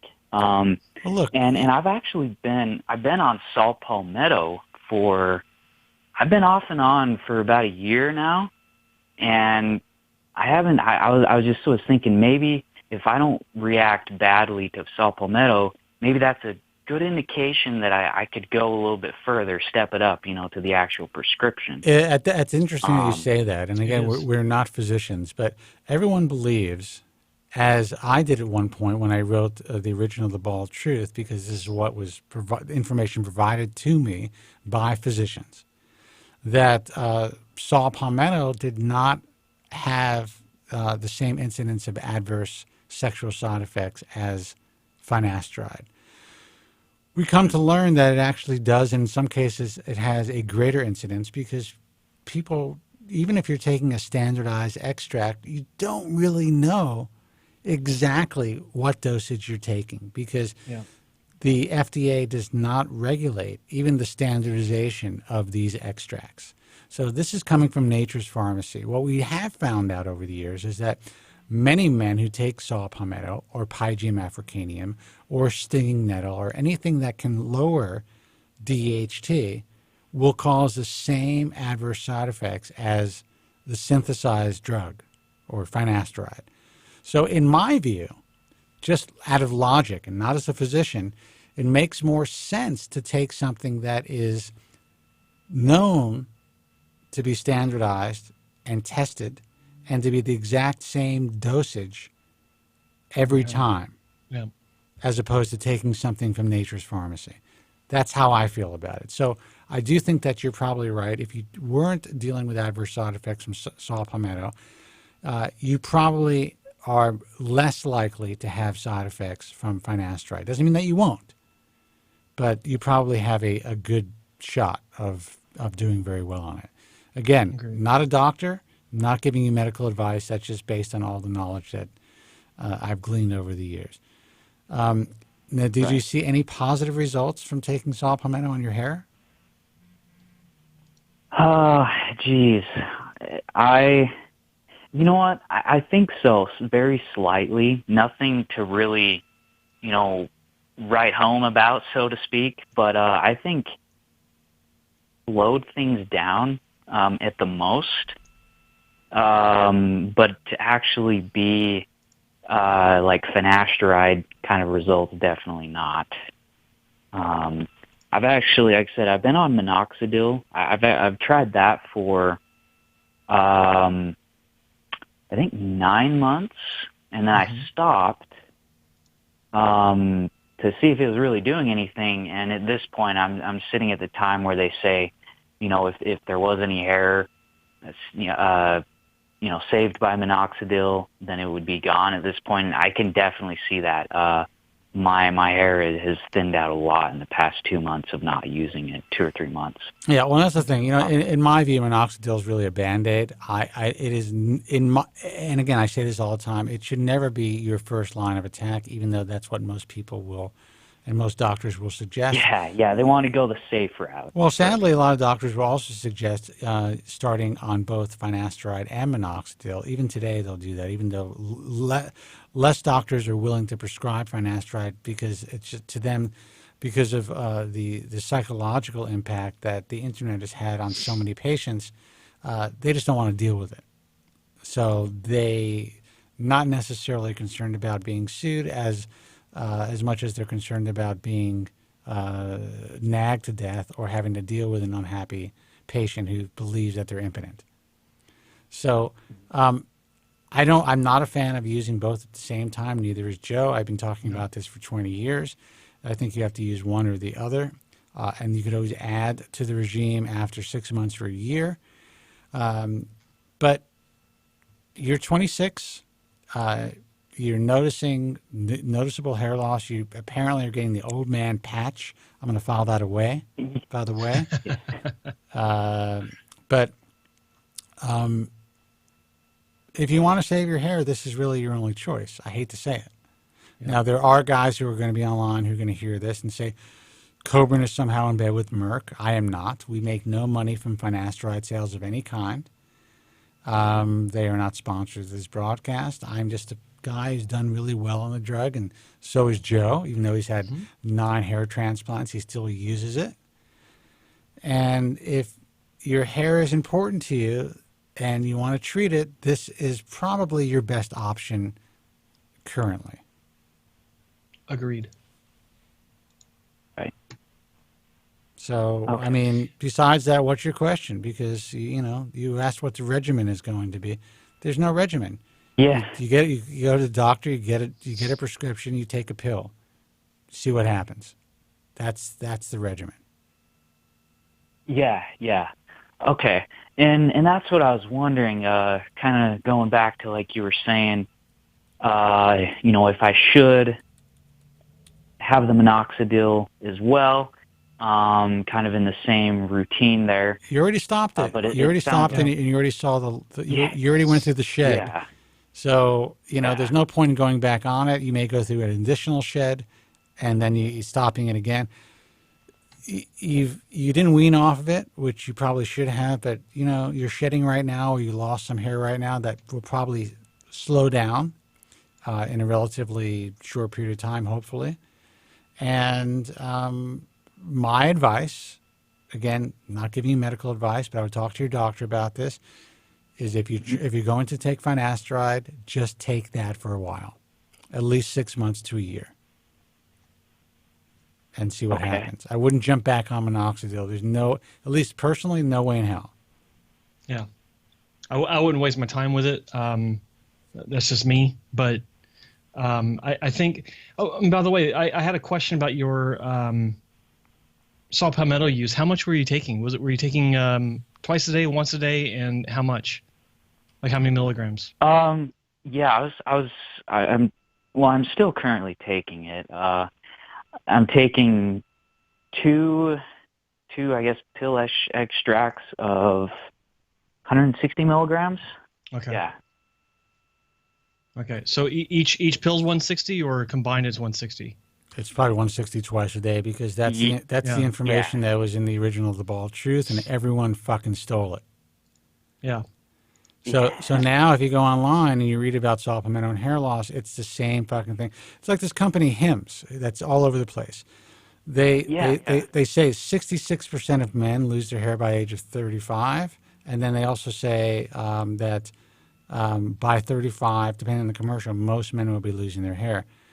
Where do you think they didn't even give the American Hair Loss Association the attribution for that? Yeah. That's the only place. But that's where they got it. That's where they got it. We put it out there. It is now written in stone, and everyone else in the world gives us attribution except for Hims, which is fascinating to me. But yeah, actually, we're probably going to have to contact them. But so while I wrote that, and while it was verified by a couple of physicians, Dr. Barry Sears also made a very strong suggestion that particular dosage would be beneficial, and including his own diet, which we talked about in the original The Bald Truth.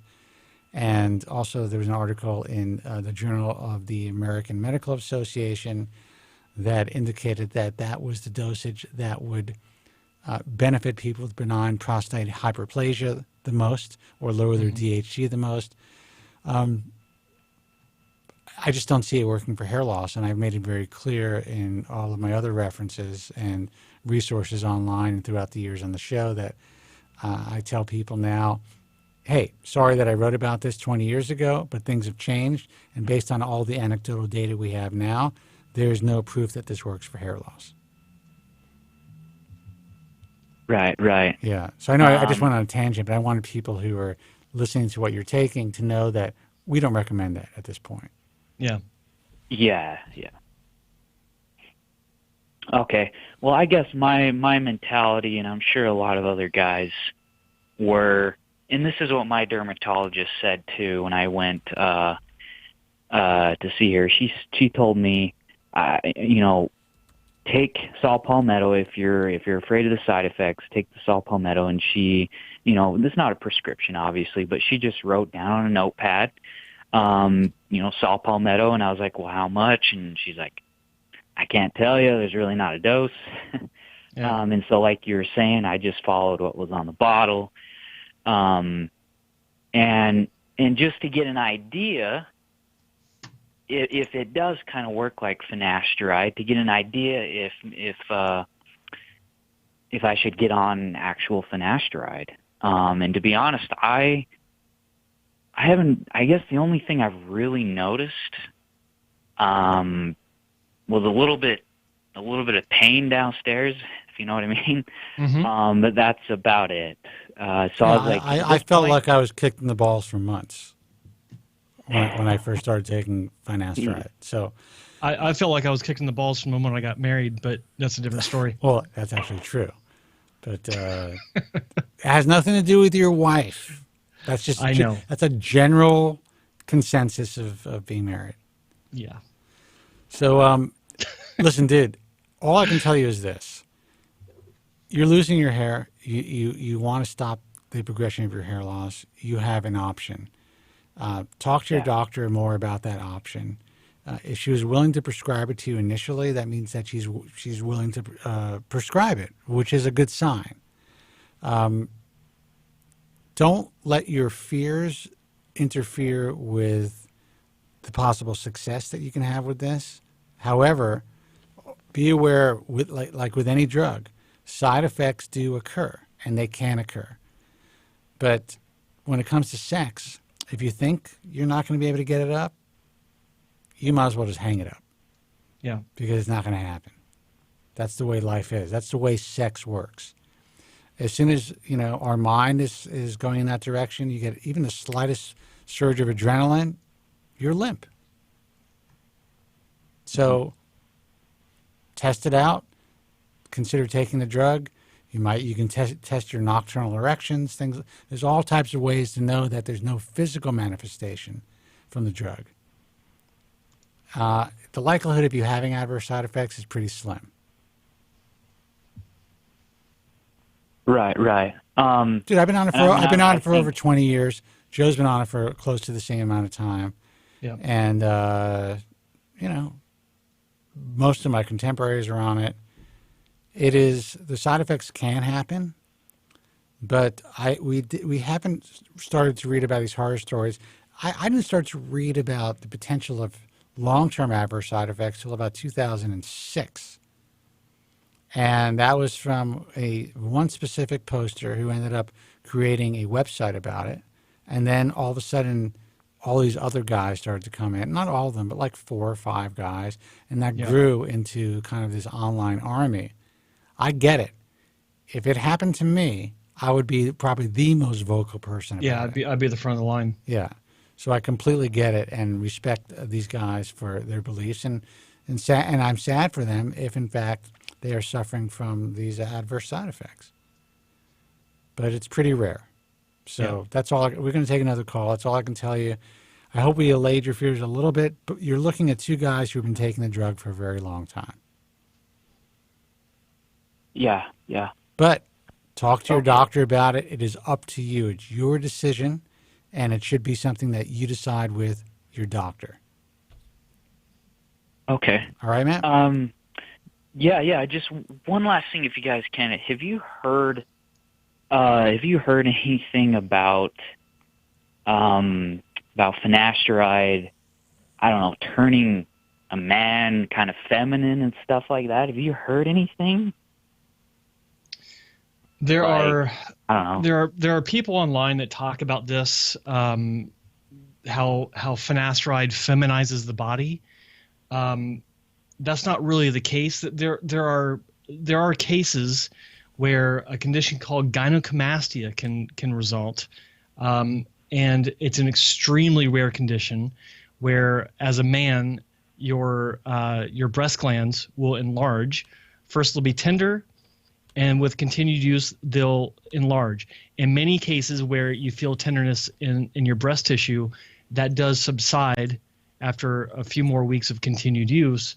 But there are cases where it will continue to manifest into a swollen gland that can look like man-tits, moobs. I have noticed that I cry more, and I'm like really attracted to Prada, but otherwise, I don't think that's really applicable for most people.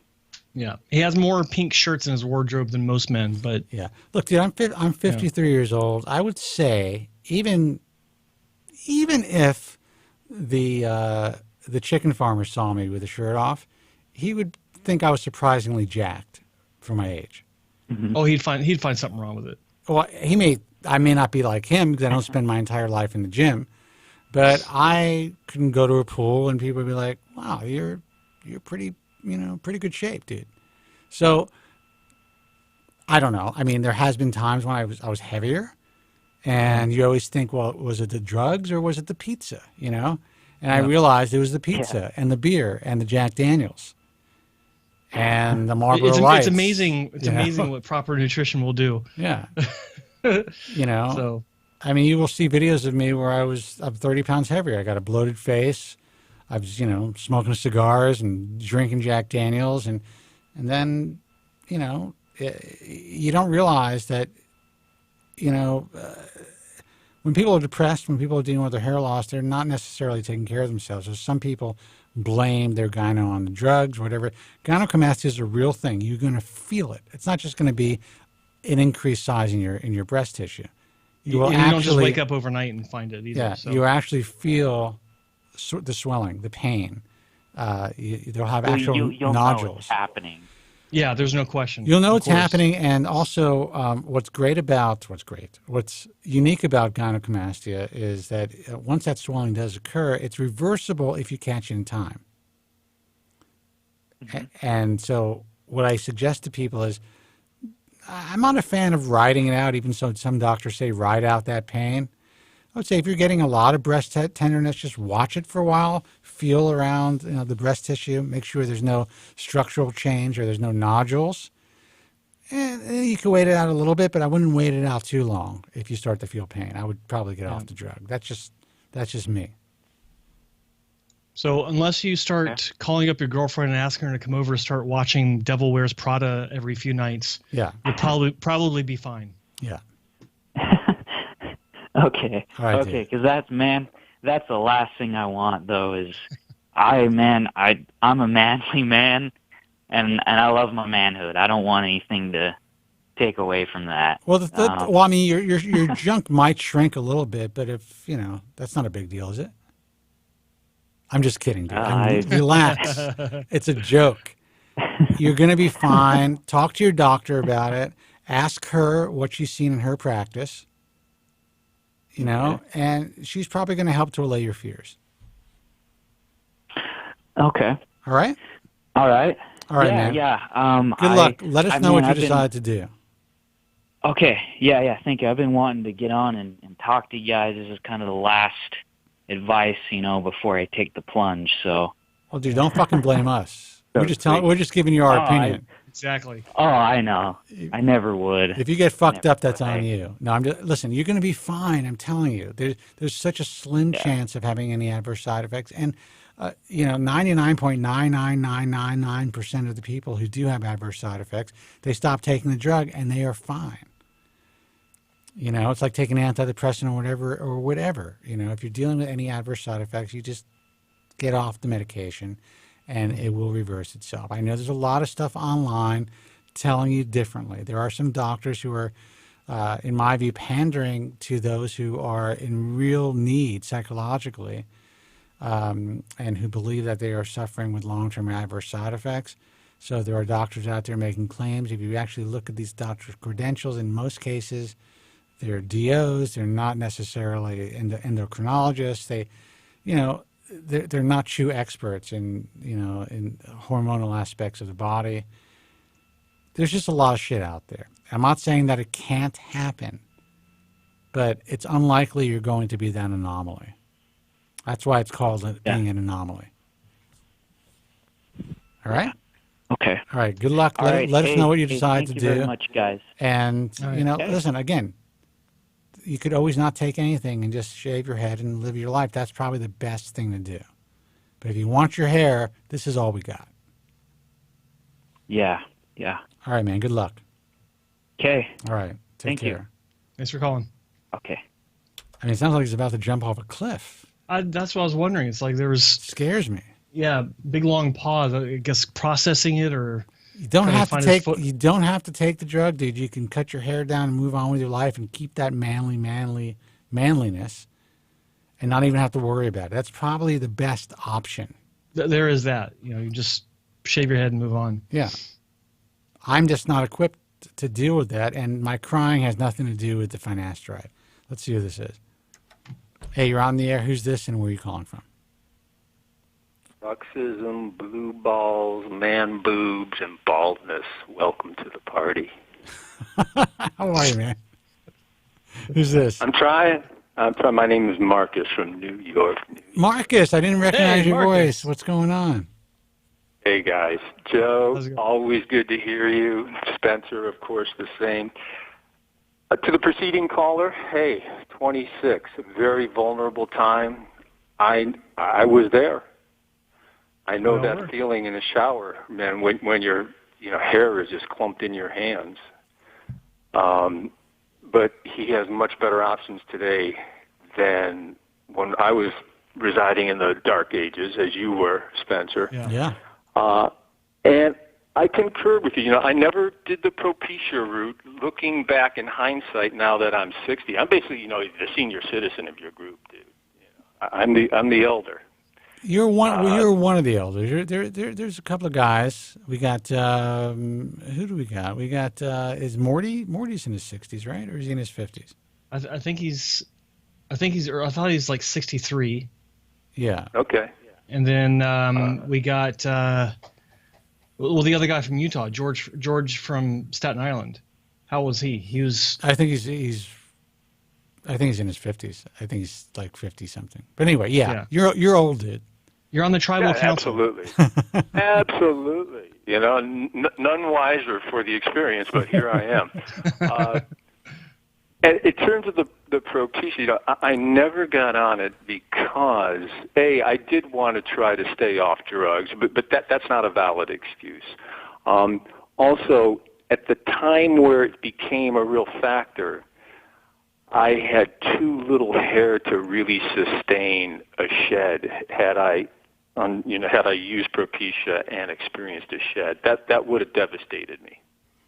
Yeah. And then the third facet is because my dad succumbed to prostate cancer. There was that one study. I realize it was not a bulletproof data point, but even so, it weighed heavily on my head that Propecia could accelerate, depending on your genetic predisposition, could accelerate and make a more aggressive prostate cancer.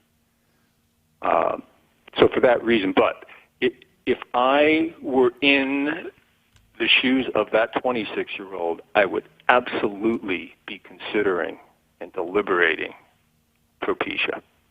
Yeah. Listen, I try not to think about it much, but I'm like, I've been on this drug for a long time. Who the fuck knows what's going on? I have no clue. I try to take care of myself. I go to my regular doctor visits. Just like my teeth. I take really good care of my teeth. I got a fucked up tooth now. I got to deal with that.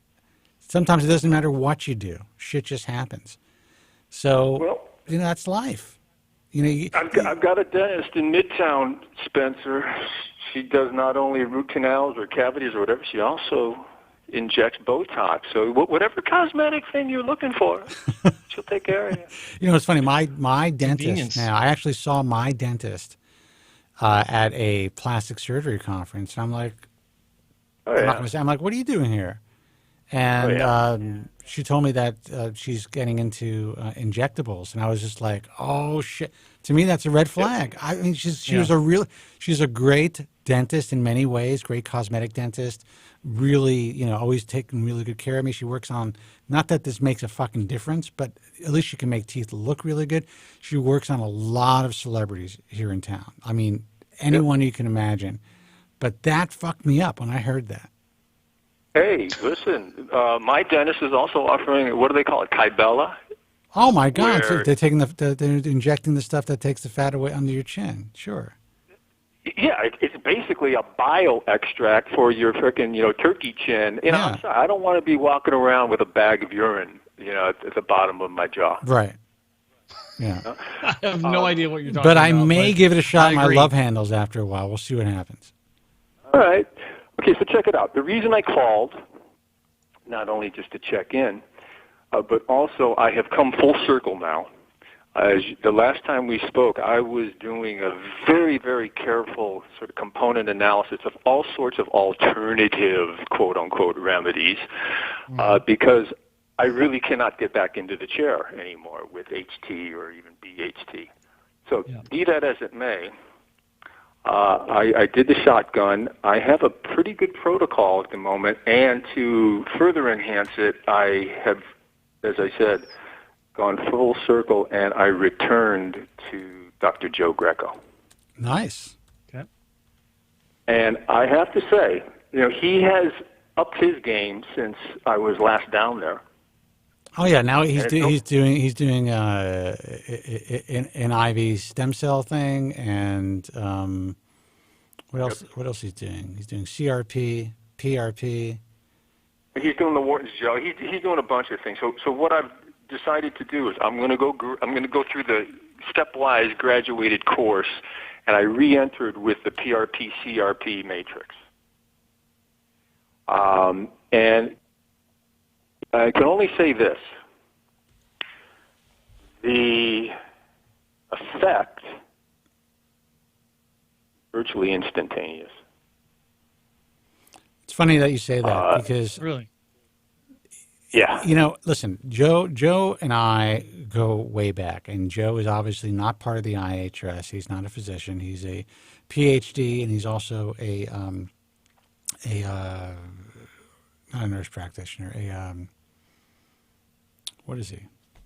Anyway, he's able to perform most aspects of surgery. Was he a PA? He's a PA. Okay. Yeah. So, but this guy is the guy that did, at least in the U.S., the original research on PRP and hair loss. He figured it all out, and the people that seem to go to Joe, in general, seem to have the same response that you've had, Marcus. It's almost immediate as far as just the texture and the quality of their hair gets better. Absolutely. And Absolutely. There's a cessation of hair loss within several weeks, and it's usually pretty quick. Well, just in terms of the visual effect and the quality and the condition of the hair, as I said, it's instantaneous. I mean, it basically is that afternoon, and certainly when you wake up the next morning, you basically went to the best salon in the world. Yeah. Yeah, that's great. what you look like. You look like, man, I got a great cut, shampoo, and blowout. And it doesn't matter if you've been swimming in the Atlantic or if he's on the Gulf side and you got, salted seawater in you or whatnot. I'm telling you, this stuff is doing something. I have to salute him. That's all I can say. Now, he has all these different treatments these days. And over the course of time, I will check back in with you, and they seem to be graduated both in terms of their properties as well as their price. Right. And it can climb up there. Now, frankly, for me, I'm in this thing, deep six figures already. So what the hell is a few more thousand? But for the app, he's got that new office, which is really nice. I mean, you started back in the day when he was out of that small place in. He was up in Clearwater. He was in Clearwater, yeah. Mm-hmm. Yeah. So things have definitely, moved to a great level for Joe. And I think the bottom line is helping a lot of people. It seems that way, but all the same, for instance, that 26-year-old or anybody else, if Propecia, for whatever reason, is not to your liking, before you do the cut, because as we say, once you're cut, you're cut. You bleed. Yeah. Before you do that, I really think you owe it to yourself to go down there and get an injection or two. Seriously, because it is non-invasive, and who knows, this might be the material. Now, the entry, the gateway is $1,000. So that's moderate for most people. Right. They can handle that. If you really go for the full package, which is all of it, including the IV infusion, you're looking at about 7 Gs. That's when you have to do a real cost-benefit analysis between this package versus, say, HT. And is HT going to be a permanent solution for you? Which in most cases it won't be, but all the same, you're now climbing into real money at $7,000 for a procedure that you're probably going to have to do, if not twice a year, every 9 months or so. Right. So you're talking about $14,000 a year. Well, I would say you could probably stretch that to say $14,000 for 18 months. Yeah. Well, I have to say that if it works, and if people are getting results, most people will find a way to get that money. Well, not only that, look at it this way. If it's 14 Gs a year, and if hair loss has really crippled you, emotionally, socially, economically, and otherwise, you'll make that money back in spades. Oh, yeah. I agree. A lot of people will rip off their arm or rob a bank to get whatever they need to get to, treat their hair, maintain their hair, or get more hair.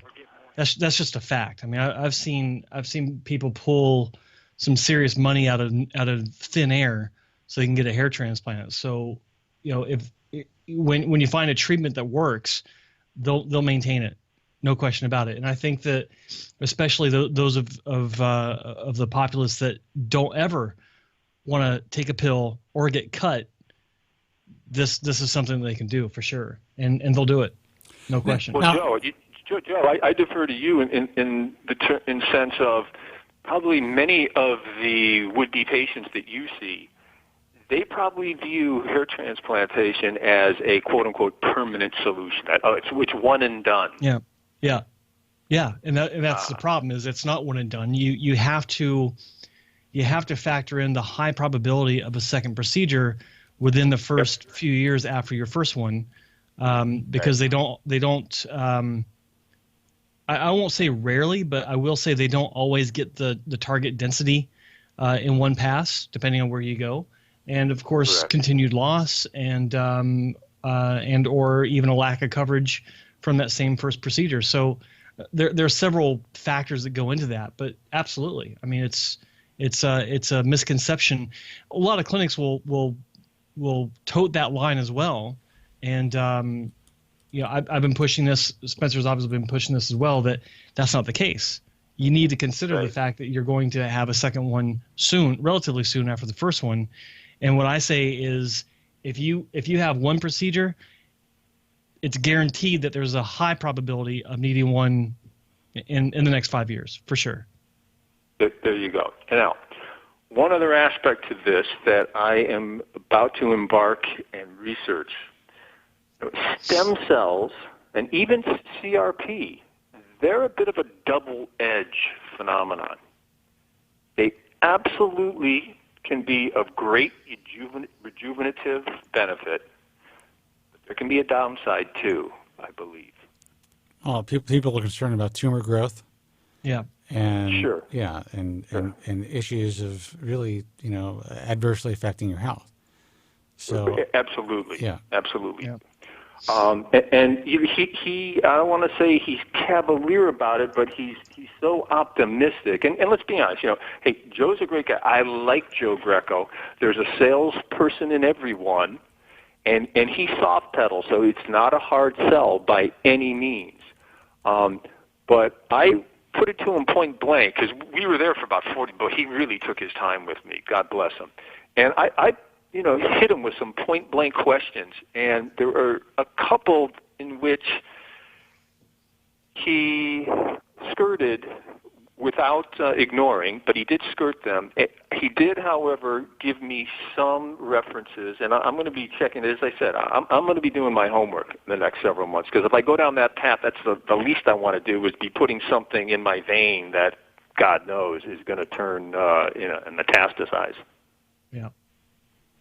Well, I think that you're doing as you usually do. I mean, you didn't necessarily do it at the beginning of your unfortunate, hair transplant career. But, right. As you've matured, as you've been through the fucking mill, you understand what questions to ask. And for sure, I would feel the exact same way.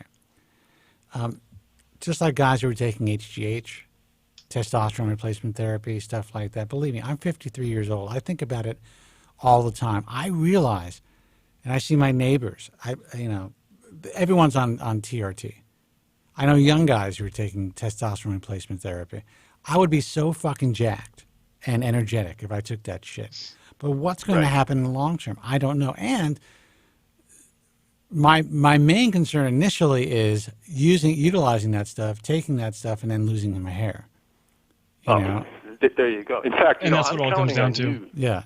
Yeah, but I'm counting on both of you guys that you're going to find the holy grail of penile enhancement and hair proliferation, all in one silver bullet. Well, let me tell you something. If I can find that, I'm gone fishing. That's it. I'm going off the air with my new and improved penis and my full head of hair. There you go. So I'll tell you what, if you don't mind, I will periodically check in with you, give you some updates. We'd love to hear from you, man. I'm glad that you're still listening to the show, for crying out loud. Absolutely. No, I do not listen weekly. I do check in here and there, and there's some other things that I've learned along the way now that I am kind of, the elder of the group.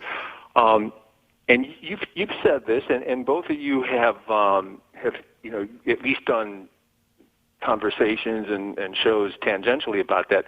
It's not just about the hair. It's also not just about what's between your ears, which is real important as well, but there's certain other factors in terms of etiquette and socialization and so forth I'd love to speak to you about, because I've had some real run-ins that, it's just eye-opening, and they're a lot of fun. And in future calls, we'll hit on that. But again, I'm sticking to the subject at hand, which is, hey, we all want more hair on our head, and Greco has given, if nothing else, he, along with some other things I'm doing, stabilized the situation. And in Greco's case, I really do think he's enhancing it. I'm telling you, the condition of my hair, like the next morning I woke up, it's sort of like, when you're balding and you're going into a hair loss phase, you don't want to look at the mirror. You don't even want to look at the reflection in a window. Sure. Yeah, exactly.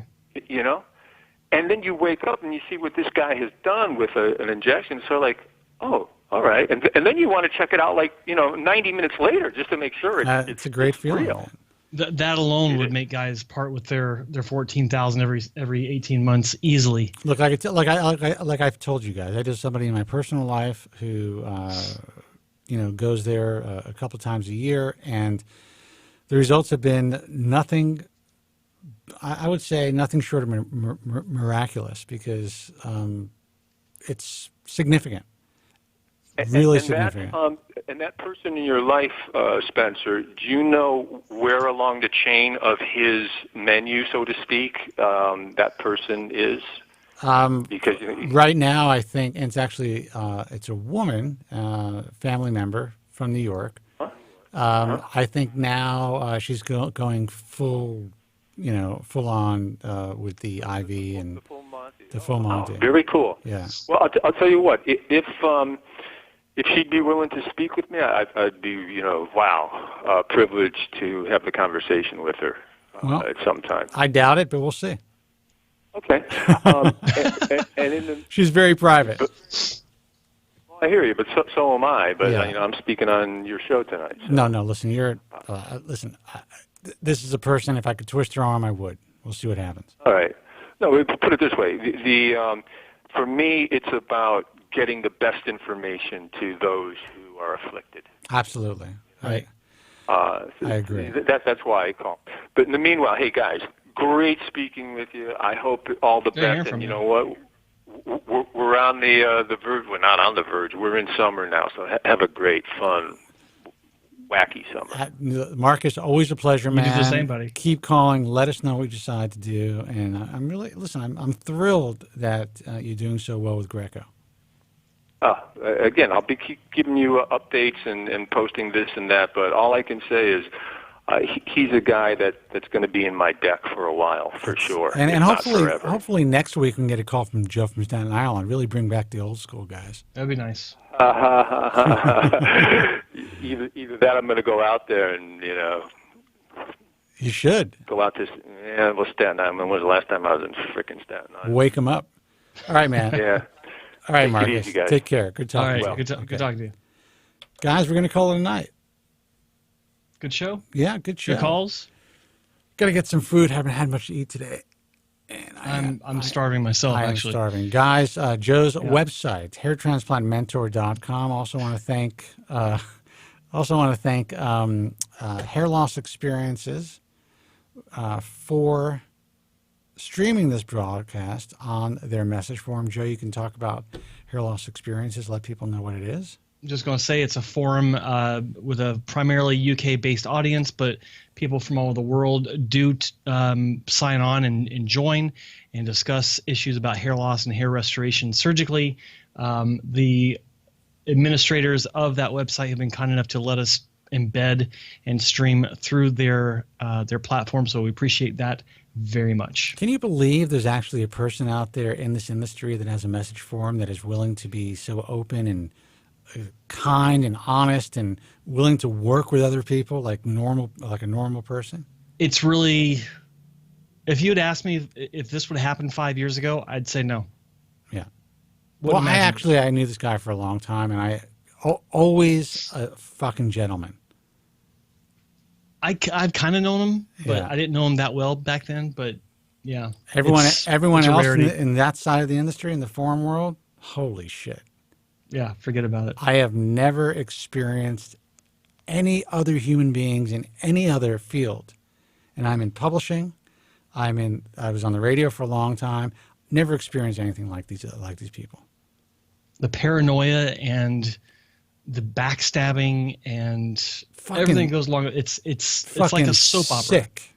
It is sick. It's worse than a soap opera. Yeah. And what's scary is there are people out there who are depending on the information provided on these platforms, and some of the information is great. I'm the first one to say it, but yeah, God Almighty, if people really understood what was going on behind the scenes, they'd never have a hair transplant. That's for sure. That's true.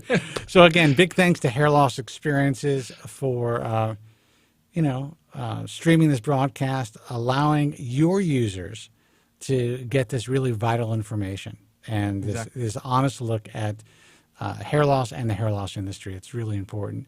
The American Hair Loss Association, that's AmericanHairLoss.org. If you're considering surgical hair restoration, check out the International Alliance of Hair Restoration Surgeons. That's IAHRS.org. Remember, listen, we really do our best to have the most consistent, the best docs, the doctors who support our message of surgery as a last resort, but there's not a single physician who's accepted as a member of the IHRS that doesn't have at least one patient out there who doesn't believe that they've been fucked up in some way. If that made sense. That made perfect sense. Yeah. So surgery, guys. Once you cut, you're cut. No matter who you go to, you can go to the best guy, the guy that has the most consistent results in the world. You can be that anomaly. So if you're having surgery, if you're considering surgery, understand the entire scope and possible pitfalls of this extremely elegant and difficult cosmetic surgery to pull off. I guess that's it. TheBaldTruth.com for archives of this broadcast. Also, check out the guys from Queens at gfqlive.tv or guysfromqueens.com. They are the syndicators of this broadcast. Until next time, be strong, God bless, and thank you so much for listening. Thank you very much. I'm sorry for any inconvenience you may have been put to prior to the program, and I'm glad you enjoyed it. And if you could now leave by the exits at the rear, that'd be splendid. Thank you. Good night. I always hear a lot of guys calling in, and they're always like, down and out about their haircuts. Sure. I lost my hair when I was 16 to 17 years old. That's heavy. Oh, man, I'm sorry to hear that. No, it's all good, man. And the funny thing is that I've learned to overcome it. And I've had a much, I'm much more empowered to be myself now. Well, I admire that. Oh, no, it's cool. Dude, let me tell you, it took a long time. I want to scream, I want to shout.